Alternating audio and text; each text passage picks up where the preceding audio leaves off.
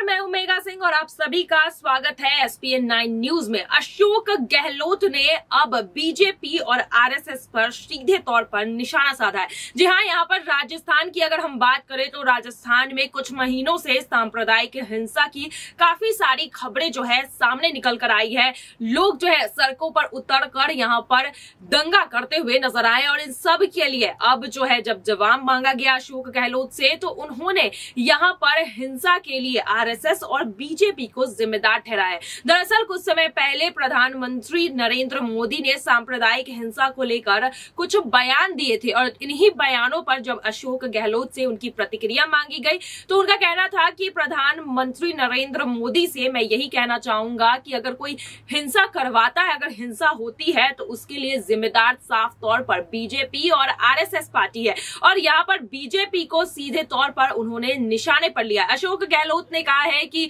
प्रधानमंत्री नरेंद्र मोदी पता नहीं क्या सोचकर इस तरह के बयान दे रहे हैं, लेकिन मुझे लगता है कि आज देश में अगर हिंसा हो रही है तो उसके लिए जिम्मेदार सिर्फ और सिर्फ बीजेपी और आरएसएस पार्टी है।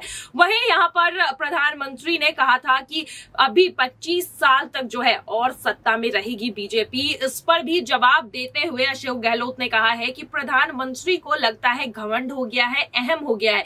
इस तरह की बातें उनके अहम से निकल रही है। घमंड एक तरह से दर्शा रहा है। जनता जो है सर्वोपरि है। जनता आने वाले चुनाव में जो है दिखा देगी कि आखिर बीजेपी आगे जाएंगे या नहीं। यहाँ पर अशोक गहलोत सीधे तौर पर बीजेपी पार्टी और यहाँ पर प्रधानमंत्री नरेंद्र मोदी पर निशाना साधते हुए नजर आए। यहाँ पर घमंडी तक बता दिया यहाँ पर अशोक गहलोत ने प्रधानमंत्री को। चलिए आपको दिखाते हैं कि आखिर अशोक गहलोत ने और क्या कुछ कहा है। देखिए ये वीडियो। आराम से क्या बोले आप लोग, थोड़े से पीछे हो जाओ, उन्होंने बोला है कि एक मिनट रुको बेटा, अरे आराम से, 25 साल तक सत्ता रहने वाली है और इसके अलावा कम से कम 25 साल का लक्ष्य बनाकर हमें काम करना होगा और हर हाल में जीत हासिल करने के लिए कहा है।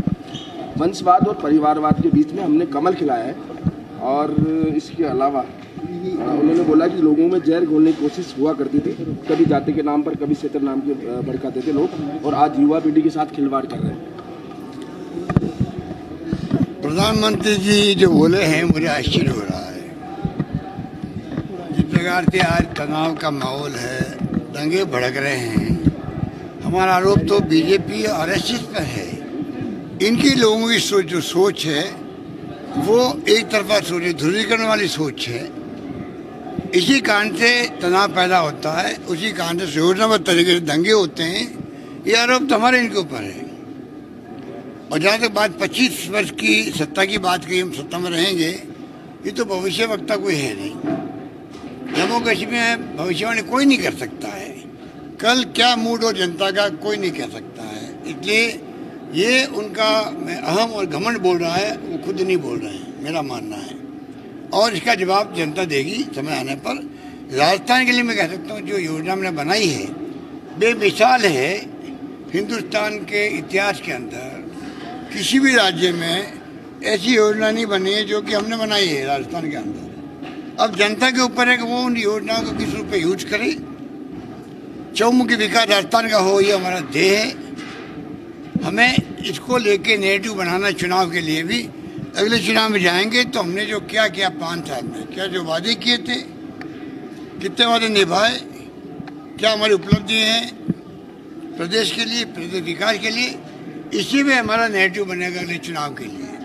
ये आज जिस प्रकार घबरा करके मीटिंग की आनंद फानंद के अंदर, जैसे उदयपुर में चिंतन शिविर हुआ और ये आकर के यहाँ पर अनाउंसमेंट कर दिया और बैठ के आकर के, और प्रधानमंत्री भी वीडियो कॉन्फ्रेंसिंग कर रहे हैं, ये तमाम इनके घबराहट का परिचायक है।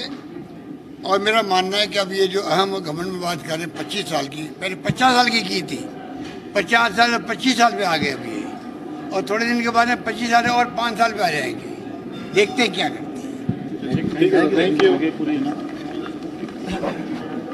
पूरी हो गई है। हेलो भैया,